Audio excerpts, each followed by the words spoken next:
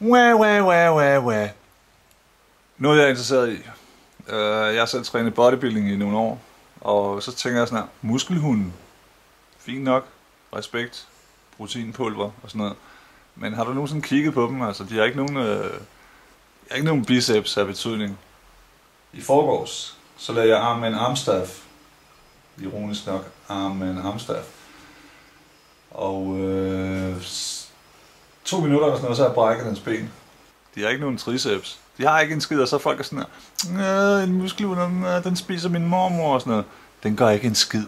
Altså, det er en fucking hund, for helvede. Det er ligesom en grævling eller et marsvin eller sådan noget. Så at kalde dem muskelhund, synes jeg er en fornærmelse mod bodybuilder, altså worldwide. Det betyder hele verden. Så jeg er ikke, altså, hvad muskel, hvor muskel, ingen muskler, synes jeg. Der er ikke rigtig noget, der er sgu ikke rigtig noget muskel over de der hunde der. Lad os være ærlige. De har ikke noget særlige muskler. De har tænder for helvede. Det er okay, det er fair nok. Men altså, vi har udviklet baseballbattet og sikkerhedsstøvlen og så videre.